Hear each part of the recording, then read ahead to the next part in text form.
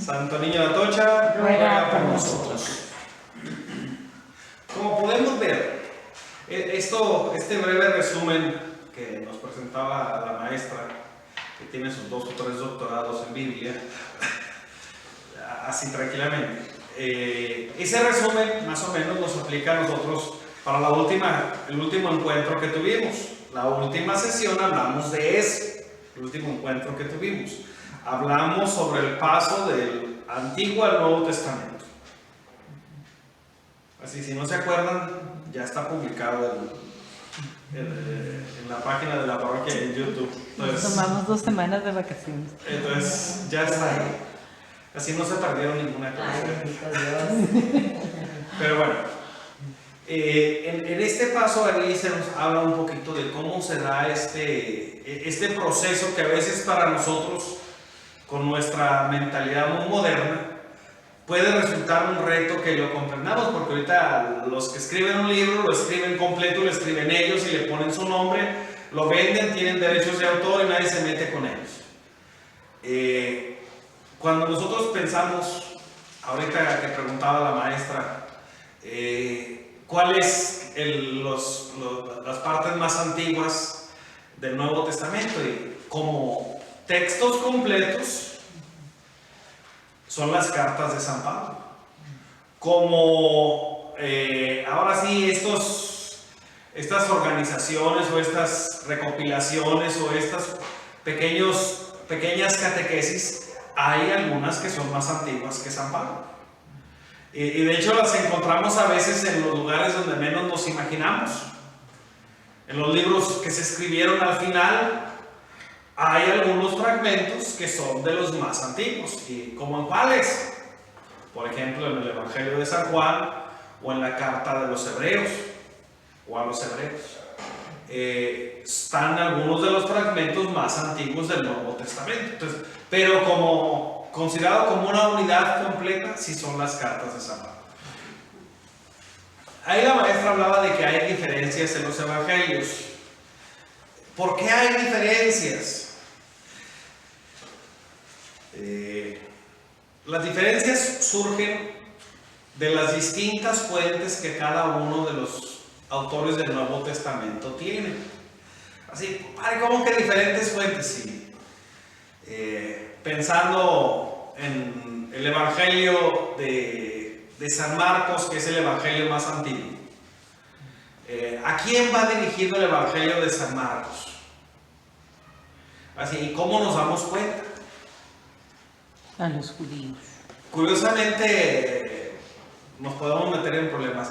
Sí es a personas que tienen conocimiento del pueblo de Israel, pero son personas que no viven en el pueblo de Israel.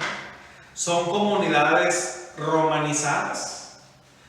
Es como si va uno, no sé en qué parte les guste, en México es complicado decir algún lugar, ¿no? Pero lo lógico sería que aquí todos habláramos inglés, ¿no? Así, ¿cómo que lo lógico? Sí. Estamos en la frontera, vivimos a 20 minutos de la frontera, tenemos cantidad, algunos tenemos hasta sobrinos y hermanos que nacieron allá, entonces la cosa está como, no sería extraño. Hay algunos pueblitos bicicleteros en Jalisco donde hablan mejor inglés que en ninguna otra parte del país. ¿Por qué? Porque se vinieron para acá todos los hijos y van para allá de visita y les enseñan allá todo. Porque todo está hecho para americanos en ese pueblito. Digo, nadie pensó en hacerlo para ellos, pero ellos lo adoptaron como suyo, por ejemplo, San Miguel de Allende. Dice, ahí yo fui de visita a ese pueblito y los morrillos, los niños de la calle hablan inglés. Mejor que yo, que he estudiado muchos años y no se me ha pegado nada. Ellos lo hablan perfectamente y sin acento. Los maestros de inglés de aquí de las secundarias y de las preparatorias se volverían locos de contentos si sus alumnos manejaran ese tipo de pronunciación. Bueno, cuando San Marcos escribe, le escribe a una comunidad, sí, que tenía algún tipo de contacto con el pueblo judío, pero era una comunidad que no vivía ahí y que estaba romanizada. ¿Cómo lo sabemos? Él pone palabras como rabí y luego pone qué significa la palabra, qué significa maestro. ¿Por qué tiene que explicarle a alguien? Si fueran del pueblo de Israel, no ocuparía que les explicara lo que significa. O sea, esa es una muestra. Hay muchas de estas palabras y así es como vamos descubriendo nosotros que no se le está escribiendo a personas que conozcan bien ni siquiera el lenguaje, la forma de hablar del pueblo de Israel. Entonces, vamos viendo. San Marcos le escribe a ellos. San Mateo, ¿a quién le escribe? A los paganos. Curiosamente al revés, él escribe a los judíos que viven en Antioquía, en Siria, que está al norte del pueblo de Israel. Y es una comunidad muy acercada, ahora sí, muy allegada a la cultura del pueblo de Israel. Parecería al revés, lo lógico, pero curiosamente no hay tantas palabras traducidas. Y San Mateo está más preocupado por finalidades más de catequesis y más de organización de la iglesia. Pero bueno, son algunas de las diferencias en torno a los evangelios. El evangelio de San Lucas lo vamos a revisar junto con el libro de los Hechos de los Apóstoles. Los Hechos de los Apóstoles no es un evangelio. ¿Qué es? Los Hechos de los Apóstoles. Sí, pero ¿qué es? Porque fácilmente le hubieran podido poner ese nombre, ¿no? Una reseña. Una reseña, ¿pero de qué? ¿Cómo? De los acontecimientos enseguida de la resurrección. También los evangelios tienen ese apartado aunque sea breve. Por ejemplo, San Marcos escribe 6 renglones, 6 versículos, 8 versículos, 8. La iglesia primitiva. La iglesia primitiva, o sea, su preocupación es, ahora sí, como cuando les dan así ¿cómo se llama eso?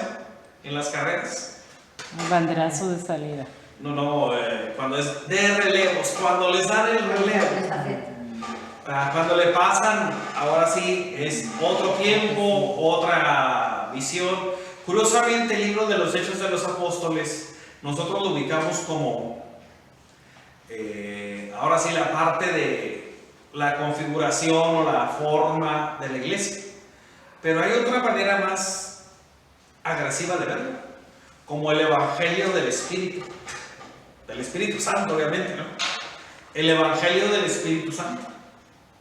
O sea, que se concretice la iglesia, sí, pero no se cierra la iglesia. Entender este apartado, porque luego podemos decir nosotros y vernos bien, con todo respeto, bien testigos de Jehová, o sea, acaparadores del Espíritu Santo, cosa que no nos corresponde ni de broma. No somos dueños.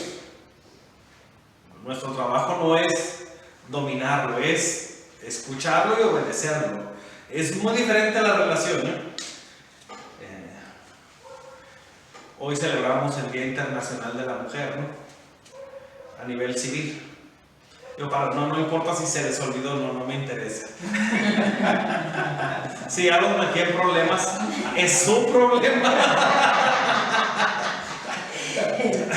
El punto es que hoy en las redes sociales hubo muchos memes en torno a esto de la relación con la mujer. Llega un ponen primero a un esposo, y que sea la última vez que me levantas la voz, cuando yo quiera voy a salir, esto y lo otro, bien así, Cruz Treviño de la Garza. Los que ya tienen edad saben quién es Cruz Treviño de la Garza, los que no investiguen. Y luego la señora le dice, ¿y después qué pasó? No, hombre, que le tumban los dientes y agarra su mandil y se lo pone, ¿no? Entonces, se la pasaron, pero bueno, nos metemos en problemas. A lo que voy es, cada uno de estos evangelios tiene una línea. Si nosotros pensamos en los evangelios que más se parecen, son los evangelios sinópticos, que son los 3 primeros evangelios: Mateo, Marcos y Lucas. Los 3 evangelios que más se parecen. Se les llama sinópticos porque si lo pusiéramos todos así, corridos en renglones, más o menos podríamos leerlos. Más o menos. Se complementan y van siguiendo el mismo orden. Pertenecen a comunidades muy cercanas. En cuanto a si nosotros vamos a Ensenada, ¿creen que la iglesia de Ensenada se parece a la iglesia de Tijuana? ¿Quién sabe? ¿Y creen que la iglesia de Ensenada se parece a la de Mexicali? Yo creo que hay una diferencia. ¿Y la de Mexicali con la de La Paz? Apenas que vayamos y ya. La realidad es que son muy parecidas, más de los que nos podemos imaginar. De hecho, fue una sola diócesis, y hace 30 años todos los sacerdotes que había en esas diócesis se formaban en el mismo seminario de Tijuana. 30, 40 años. Digo, hace 70 seguro. Los últimos son de hace unos 30 años, porque hace 25 ya no había cuando yo entré al seminario. Ya no había tantos. Sí había todavía de Ensenada y de La Paz, todavía estudiaban aquí. Entonces, sí se parecen, aunque tengan su propia riqueza, su propia dinámica, sí tienen puntos de encuentro. Lo esencial. Sí tenemos muchos puntos de encuentro.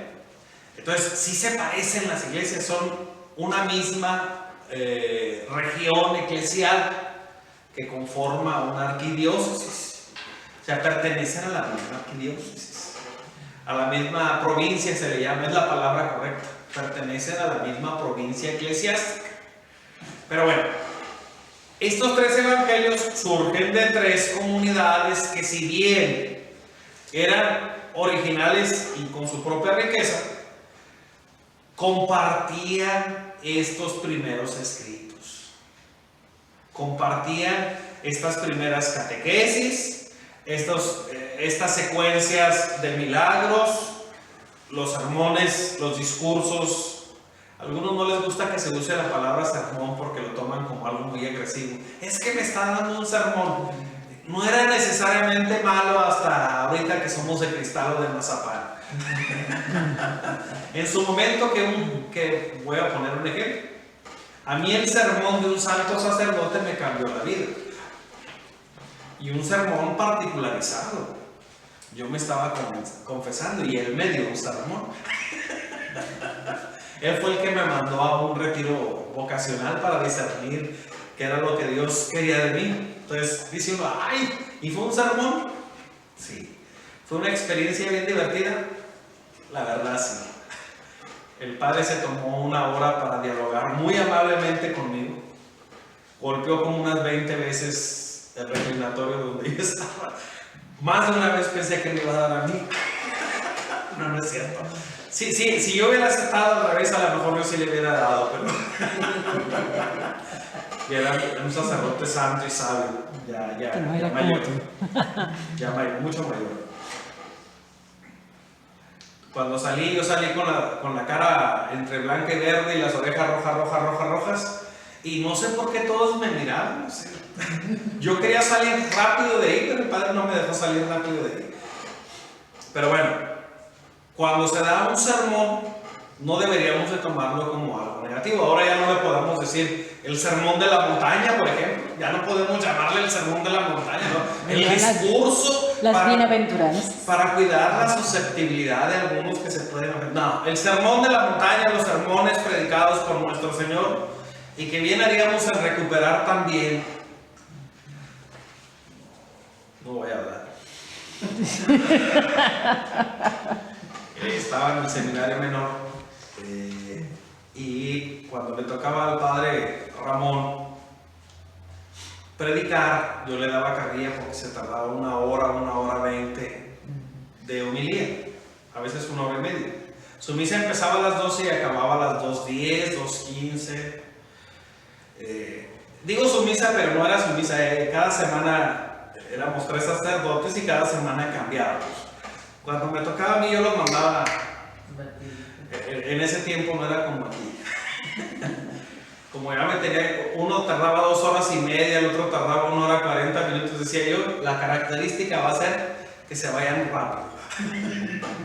Pero cuando este santo sacerdote predicaba, había veces que yo empezaba a confesar a las 12 y salía de confesar a las 4, 4:30 de la tarde.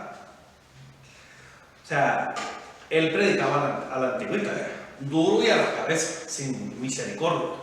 Digo, a lo mejor con mucha misericordia, es una forma de hablar equivocada. Pero el punto al que voy, funcionaba. O sea, no mandaba a nadie al infierno, el que manda al infierno a veces soy yo. Cómodamente se van a ir al infierno si seguimos. Pero, a lo que. Sí lo he dicho más de alguna vez. Hay algunos que les gusta mucho su comodidad y cómodamente se van a ir al infierno. Espero que Dios los perdone y a mí también. El punto.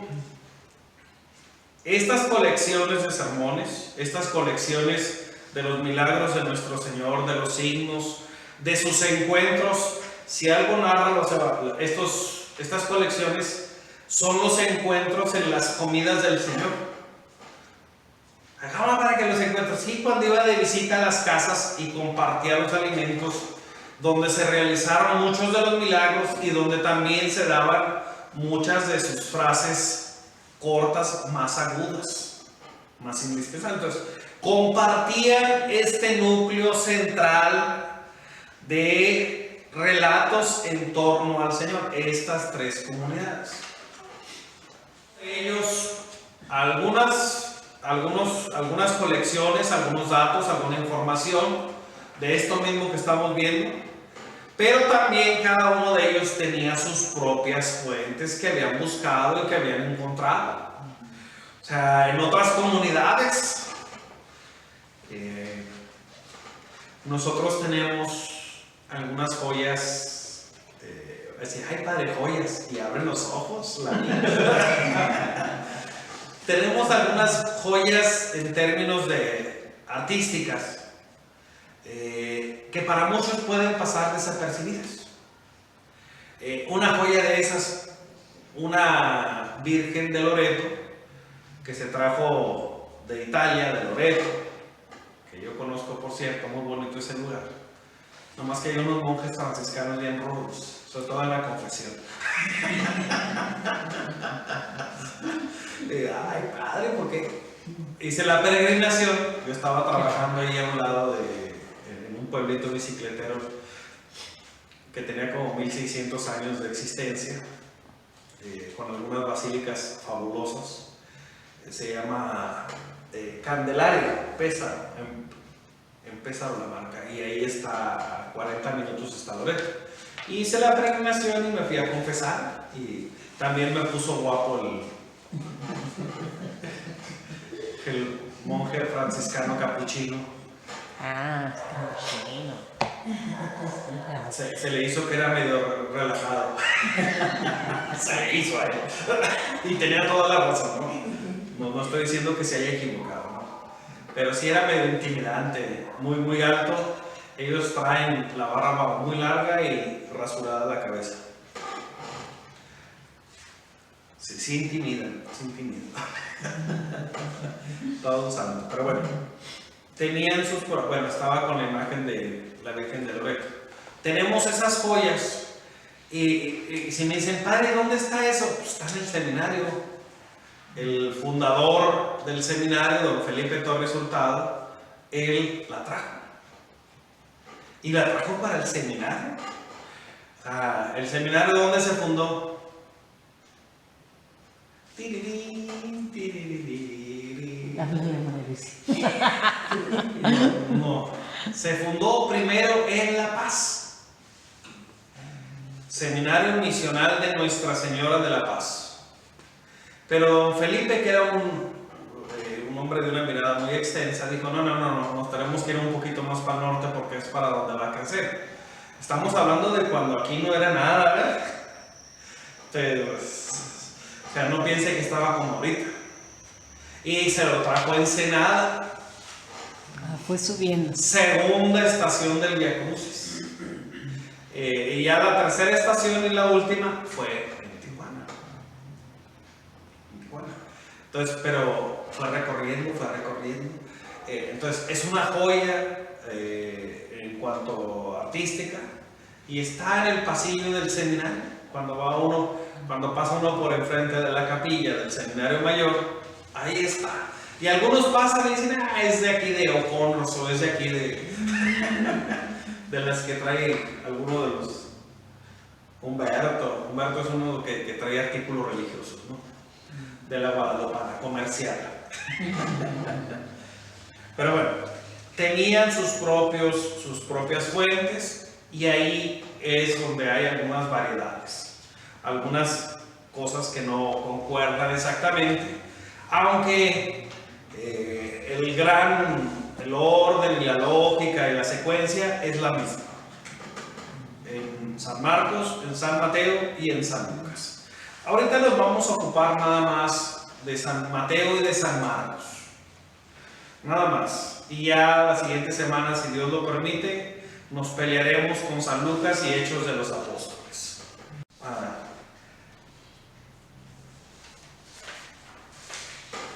¿Qué podemos decir nosotros del Evangelio de San Mateo? ¿Por qué está San Mateo y no San Marcos primero? Pues San Mateo sí era apóstol y Marcos no. ¿Estamos seguros de eso? Bueno, ahorita estaba diciendo que se le atribuían como que era alguien de más catego. El otro nada más era un chamaquillo ahí en el huerto que se quedó encuerado y este otro tenía más. Según la teoría, entonces es más factible que San Marcos haya estado cerca de Jesús, porque usted está haciendo la equiparación de San Mateo el publicano, dando así como un hecho que fue San Mateo el que lo escribió. Históricamente es más fácil acomodar a San Marcos con así en la tradición con minúscula. San Marcos era el secretario de San Pedro. O sea, no era. Cuando nosotros decimos que los evangelios tienen origen apostólico, no estamos diciendo que los escribieron los apóstoles. Eso ya lo dijo la maestra muy claramente, ¿no? No estamos seguros. Eso de ponerles un nombre, una distinción o acomodarlos es de acuerdo ahora sí, a tradición oral y a costumbre eclesiástica. O sea, nos hemos acostumbrado a decir, ahí claramente no hay ninguno que diga Evangelio según San Marcos de la Cruz Pérez Ramírez. Ninguno está firmado. Las cartas de San Pablo sí están firmadas, aunque las suyas están firmadas y las que no escribió él también. O sea, las suyas están firmadas y las de puño y letra y las que no escribió también, porque están bajo la autoridad del apóstol. Entonces, era alguien de catego. San Marcos es un evangelio muy polémico. Yo me imagino a San Marcos con una actitud, no digo con mucha, no estoy comparándome con la inteligencia, nada más con la actitud. San Marcos escribe su evangelio a base de malentendidos. Y los malentendidos son el orden de los evangelios. Los malentendidos con las autoridades. Los malentendidos con las personas pseudo religiosas. Esta es una palabra muy fuerte, ¿eh? O sea, él tuvo problemas con gente que se la daba de muy religiosa, pero en su vida no cabía Dios. Ya tenían tan acabado, es como, híjole, voy a poner el ejemplo, no se ofendan los señores, pero a un señor difícilmente le pueden decir algo sobre manejar o sobre mecánica, a menos que sea sacerdote. ¿Así por qué? Porque usualmente no sabe nada. Y, o sea, sí aceptamos el punto de decir y reconocer que no es así como nuestro fuerte, ¿no? Pero usualmente si a una persona hecha y derecha le dicen que tenga cuidado a la hora de dar de reversa, le va a decir a uno: yo daba reversa cuando tú todavía no nacías. ¿Qué me vas a decir a mí? Esos chofercitos de ahorita que si no traen cámara no saben qué hacer con la R Entonces, sí pasa eso. Entonces, este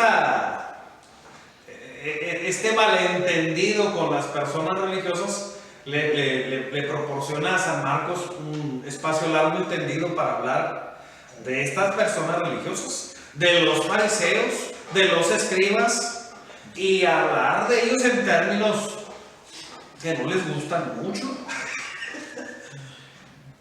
O sea, el día de ayer el Evangelio hablaba sobre, en la cátedra de Moisés se han sentado los fariseos y los escribas.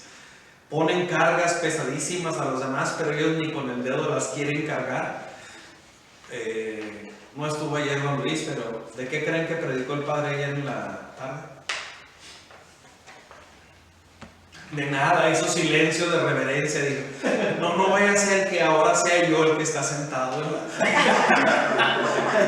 la cátedra de San Pedro, con mucha humildad. Dije: Señor, yo voy a quedarme callado. Pero eso no es ninguna novedad. Hay algunos que creen que es más fácil quedarse callado que hablar. Hay algunos, están equivocados.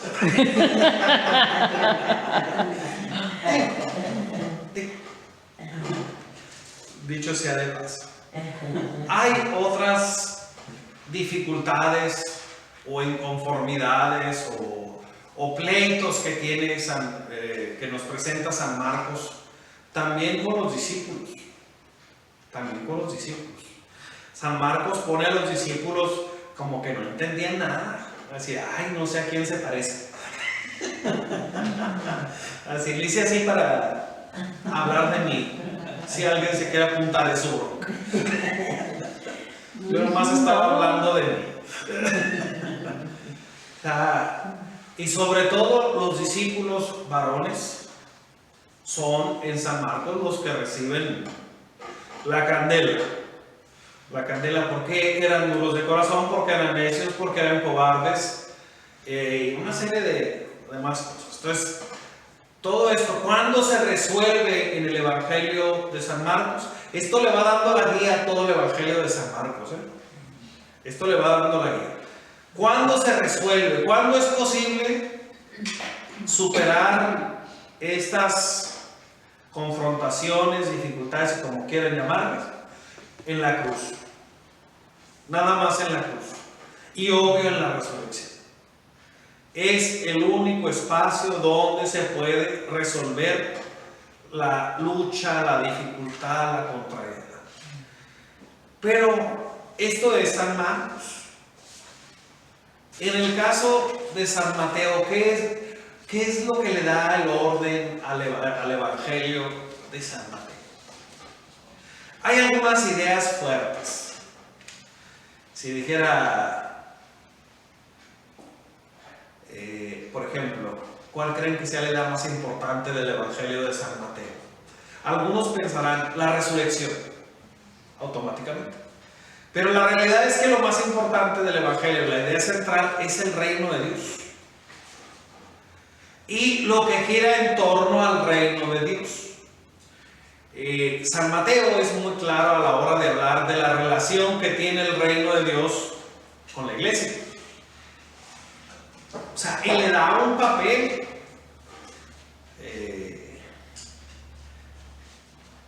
Hay una situación muy divertida, que no es muy divertida, pero cuando los papás llevan a sus niños a la escuela, ¿para qué los llevan? Para que aprendan. Para que aprendan. Se supone. ¿Mandé? Se supone. Se lo llevan a la guardería. O sea, otra realidad. O sea, la visión positiva es los llevan para que aprendan. Yo esperaba que usaran la palabra para que los eduquen, para entonces aventarle los papeles encima. Así, ¿los llevan para que los eduquen? No, ¿O los educan para que aprendan? los educamos para que aprendan. Se supone que así debe ser, pero esa es esa perspectiva. Llegan, ahora hablando de maestros, ¿no? Y el TikTok. Llega un papá a encontrarse con el maestro de su hijo y le dice: yo sé que usted trae a su hijo aquí pensando en que yo lo puedo apoyar en esto o en aquello. Él no necesita que lo apoye. Él necesita unos buenos trancazos. ¿Y se los da usted o se los doy yo? ¿Se los da usted o se los doy yo? O sea, en el TikTok lo ponen muy divertido este episodio. No crean que es así tan... O sea, está divertido. Es de los 21 que sí me gusta, ¿no? Antes de que lo vayan a suspender y a cortar. Pero bueno, el punto al que voy. Pues no. Muchos papás llevan a sus hijos para endosárselos a los maestros. Y se enojan porque no les dan valores. No, endosárselos tal cual. Si se los pueden llevar, a mí me sorprende mi pleito. Los niños, el catecismo empieza a las 10 y a los niños vienen y los tiran aquí a las 8 o a las 7:30. Y no te vayas a salir. Y luego dicen: aguántame el corte. Para empezar, yo no puedo dejar a un niño sin que haya alguien que lo reciba y se comprometa en ese momento a velar por él. De ninguna manera debo de hacerlo. Pero esto no nada más pasa en el catecismo los sábados. También pasa entre semana, está abriendo el conserje de la escuela y ya le están dejando a veces niños ahí. Así, ¿cómo? Entonces, llevan a endosar, decían por ahí, a guardería, llevan a... La paquetería a veces. Sí, o sea, ahí manténganmelo ocupado, no me interesa. Y no nada más pasa con los niños. Estando como formador en el seminario menor, el padre Ramón en una reunión bien molesta les decía a los papás que ahí no era correccional. Y se levantó una mamá: a mí sí me estaba funcionando y pienso dejarlo todavía. O sea, dice uno, el padre hizo como 5 minutos de silencio porque lo desarmaron, ¿no? Pero la señora tenía razón en lo suyo. Ahí había socializado mejor y estaba en un camino diferente, ¿no? Pero bueno, el punto al que voy. Lo importante para el Evangelio de San Mateo, estábamos hablando de la relación que guarda la iglesia, el reino de Dios con la iglesia. Y le explica a la iglesia cuál es su trabajo. Es semilla, es levadura, es sal. O sea, no es el reino, no se equipara, es servidora del reino. O sea, servidora del reino de Dios. Entonces, y no se tiene que olvidar. Cuando nosotros decimos, bueno, y en San Mateo, ¿quién es el reino de Dios? Es Jesús. Él es el reino de Dios. Él es el reino de Dios. Entonces, por eso siempre la iglesia tiene que tener claro cuál es su papel. Otras ideas importantes que rescata el Evangelio de San Mateo. El Evangelio de San Mateo sirve mejor de transición entre el Antiguo Testamento y el Nuevo Testamento, porque recupera las ideas centrales del pueblo de Israel. Una de esas ideas centrales, ¿cuál era? el Mesías prometido. O sea, una de esas ideas importantes, fundamentales, en el Antiguo Testamento, ¿quién es el gran procurador que establece la constitución del pueblo de Dios? Y con esas palabrotas. Los 10 mandamientos, hombre. Moisés, ya a estas horas yo sé que ya le batallamos, pero Moisés. Y se nos presenta a Jesús como el nuevo procurador, el nuevo personaje capaz de darle el ordenamiento al pueblo de Dios. Ya no con base en la ley, sino con base en el mandamiento del amor. Entonces, el Evangelio de San Mateo hace mejor esta transición y por eso es el primero en el Nuevo Testamento. O sea, es el primero en el Nuevo Testamento. Es decir, el Evangelio de San Mateo es algo posterior al de San Marcos. Cuando escribe San Marcos, le escribe a una comunidad diferente a la que le está escribiendo San Mateo. Y no nada más porque es de diferente lugar, sino porque están en un espacio cronológico más alejado del acontecimiento, del evento, de la pasión, muerte y resurrección, de la predicación del Señor. Entonces hay más necesidades de extenderse a la hora de la catequesis. Hay una necesidad más amplia de desarrollar con más detalle, más minuciosamente la persona de Jesús. Y San Mateo se vale de estos paradigmas, de estos modelos del Mesías. Obvio, no es el mismo que esperaba el pueblo de Israel. ¿Cómo que no es el mismo? No, no es el mismo. Ellos esperaban a un libertador nacionalista. Y él es el siervo doliente. No va por la misma línea.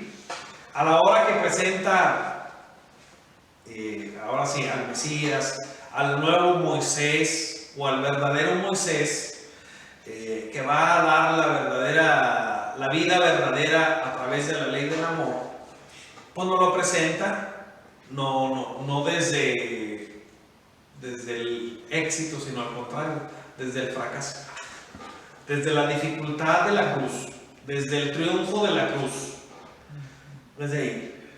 ¿Qué es lo más importante que nosotros descubrimos del reino de Dios en el Evangelio de San Mateo? Obvio es que alcanzamos a ver al Hijo de Dios. O sea, esto a nosotros que hemos crecido en la fe se nos hace muy fácil. Es decir, ay padre, eso es el catecismo. No es tan fácil. Cuando a la hora de presentárselo, por ejemplo, aquí no tenemos mucho, pero ya en Tijuana, por ejemplo, las personas que están emigrando de China hacia acá, que es una gran cantidad, O sea, cada vez vemos más en las calles, cada vez vemos más en los salones de clase. Eventualmente podemos encontrarnos con algunos de ellos en la iglesia. Y les pongo un ejemplo de esos chinos que han emigrado, el padre Che. O sea, creen que era Che porque era argentino, ¿no? Es primera generación de emigrantes, o sea, sus papás eran chinos. Su papá era chino, su mamá no. Era de acá. Pero estamos hablando de sí ha habido y va a haber más en el futuro. ¿Cómo le hablamos a alguien así?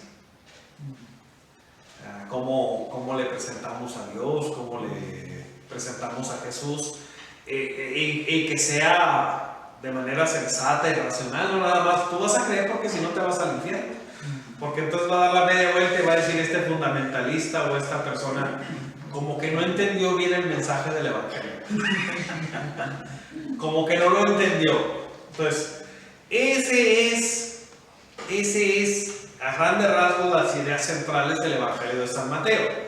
Pero además de estas ideas centrales, el Evangelio de San Mateo está organizado en 5 sermones o en 5 discursos. Yo voy a decir sermones, punto. Hay autores que escogen discursos o no me interesa. sermones. Y aquí de hecho el autor usa la palabra discursos. Yo no estoy de acuerdo con el autor que escribió esto. Pero bueno, van a darse cuenta, si vamos a hablar, a ver si padre discursos. ¿Cuál es el primer discurso? El del monte, las bienaventuranzas. Sí, el sermón de las bienaventuranzas. Todo el mundo estamos de acuerdo, ¿verdad? Sí es. O sea, lo primero, ¿y de qué habla el sermón de la montaña o el sermón de las bienaventuranzas? ¿De qué habla? De las bienaventuranzas. De la justicia de Dios. ¿Cómo es la justicia de Dios?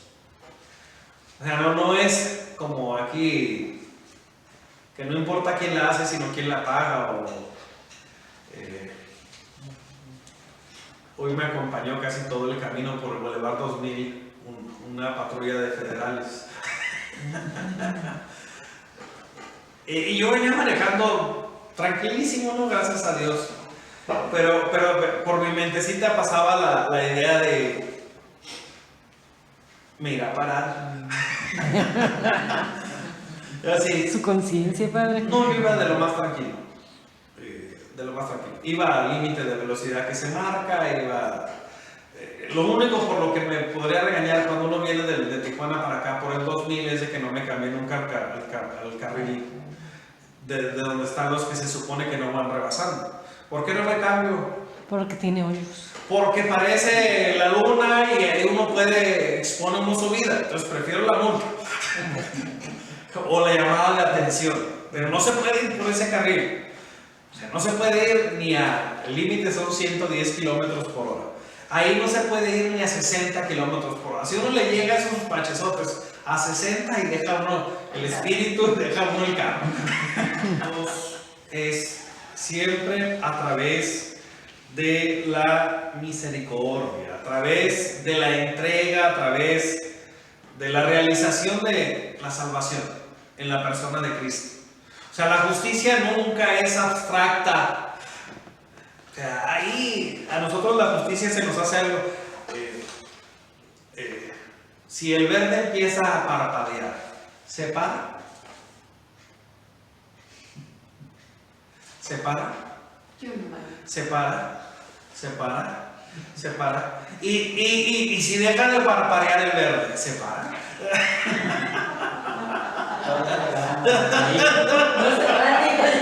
A eso le llamamos justicia abstracta. A mí me da más pendiente cuando empieza a parpadear el amarillo. O sea, es el momento en el que digo: Señor, en tus manos encomiendo mi espíritu. Yo sé que le van a acelerar. Yo sé que va a haber 3 o 4 veces. ¿Y cuándo sabes que se va a cambiar el semáforo? Cuando le pisan al acelerador más de la cuenta. Dice, No, es que hablando de los fariseos y de los escribas que se sentaron en la mesa, en la sede de Moisés, en la cátedra de Moisés. Muy bien, el primer punto, el primer sermón tiene que ver con el sermón de la montaña, la justicia de Dios. El segundo punto, les pediría que adivinen, pero se me está acabando el tiempo. Son los anunciadores del reino.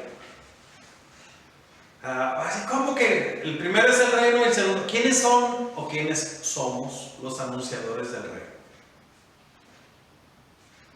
Los apóstoles. que no iba a preguntar. Que no iba a preguntarles quiénes eran. Ya esto sí lo puedo preguntar. Sí, en primer lugar no son los apóstoles, son los discípulos. Todos los discípulos son anunciadores del reino. De entre los discípulos, primero manda a los 12, luego manda a 72, luego sigue mandando. O sea, pero desde el principio se establece esta vinculación entre el reino y sus anunciadores. O sea, y esto lo vemos, obvio, en el discurso misionero de San Mateo, en el discurso o sermón acerca de la misión o misioneros. Es decir,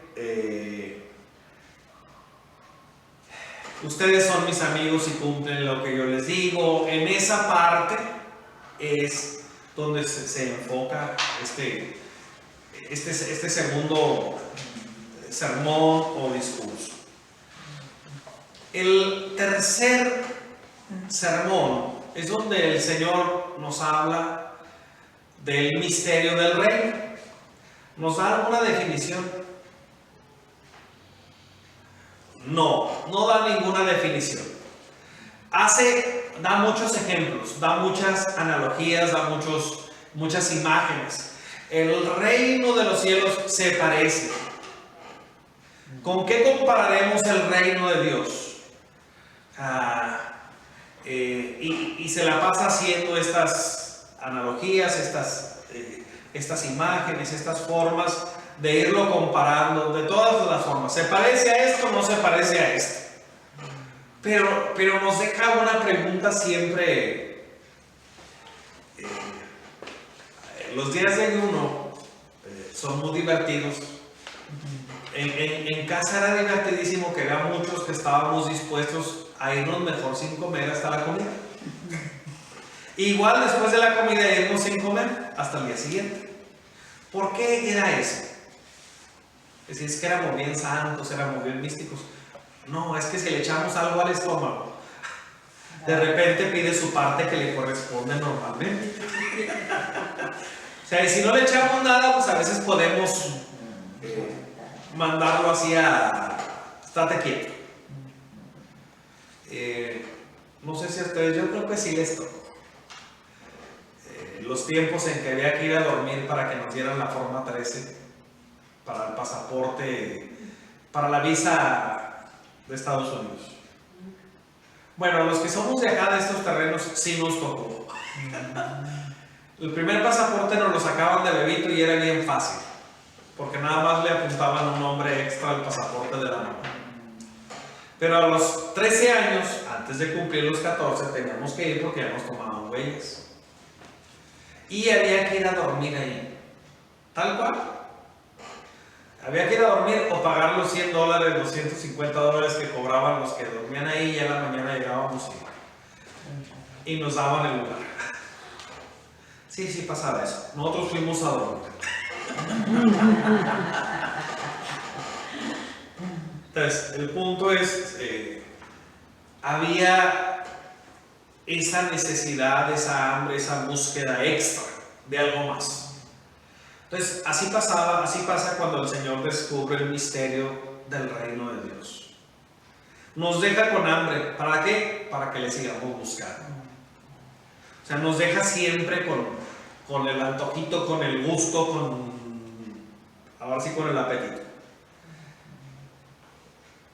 El cuarto discurso, cuarto sermón en los que podemos distribuir todo el Evangelio de San Mateo, tiene que ver con quiénes son los hijos del reino. Así, lo primero que era la justicia del reino, después los anunciadores, después el misterio del reino. El cuarto, ya casi terminamos, los hijos del reino. ¿Quiénes son los hijos del reino? En esto se refiere a todos los que conformamos la iglesia.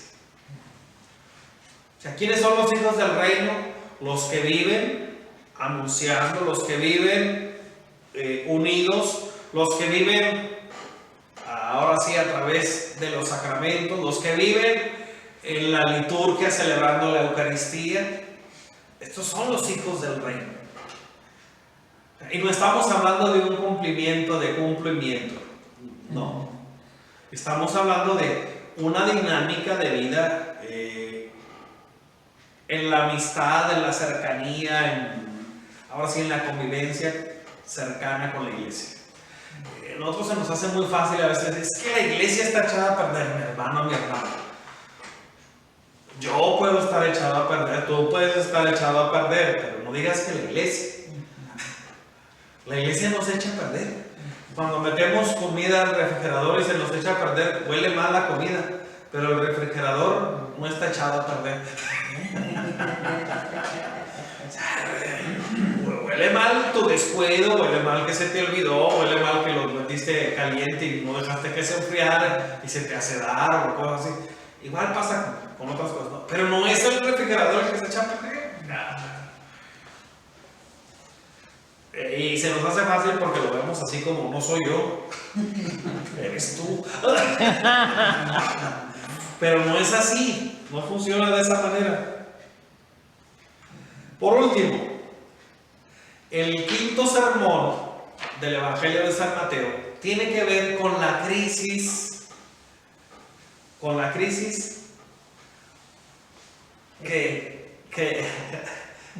que implica pasar del reino oculto al reino visible. Así, ¿cómo está eso? ¿Cómo se pasa de un lugar a otro? ¿Cómo se pasa, cómo se supera esta crisis? Hay algunos de nosotros que vivimos como si fuéramos a ser eternos. Así, ay, madre, ¿qué quiere decir con eso? Y más ahorita que tenemos el ego inflado por tanto culto a la persona, a la personalidad y al ego, y es un culto muy peligroso. Vivimos como si fuéramos a ser eternos. El miércoles de ceniza, ¿qué nos decía la liturgia a la hora de que nos estaban tiznando? Acuérdate que eres polvo y el polvo. Tradúzcase con palabras más agresivas. ¡Te vas a morir! Es indispensable. Eso es lo que nos están diciendo. Nos lo dicen de una manera que muy dulce, muy tierna. Ya nos acostumbramos. Es como cuando vemos una cruz y de repente ya, ¡ay, qué bonita está la cruz! Y así como en la oficina parroquial, en la oficina del señor cura, hay una cruz enorme, desproporcionada totalmente del espacio. O sea, el espacio está muy chico y la cruz está muy grande. Es una cruz como para una capilla o como para... Pero ahí está, y ahora sí, no está nada hermosa ni nada bella. O sea, llega uno y ve los trancazos, ve las huellas, dice, al que hizo esta cruz nomás le faltó ponerle los morados o sea, nada más le faltó eso. No está nada simpática. O sea, causa dolor. O sea, cada que yo voy a sentarme tengo que forzosamente verla de frente. Y forzosamente lo estoy diciendo así con toda la extensión de la palabra, forzadamente. O sea, dije, ya está aquí y yo no la voy a cambiar. Ni la voy a quitar. Sí, no me gusta estarla viendo. Pero es un buen recordatorio. O sea, ¿cómo se supera la crisis del paso del reino oculto al reino visible? Ahora sí, asumiendo esta realidad o esta crudeza de la realidad, de que en nuestra vida estamos para granjearnos la vida eterna, para granjearnos, y que hay valores que son más importantes. Yo, por ejemplo, tengo uno contra. Es más importante que te granjees el reino a que estés cómodo. Porque ahorita ya hay veces que las personas toman decisiones, ya no aguanto a este o a esta, yo quiero estar cómodo, que se vaya.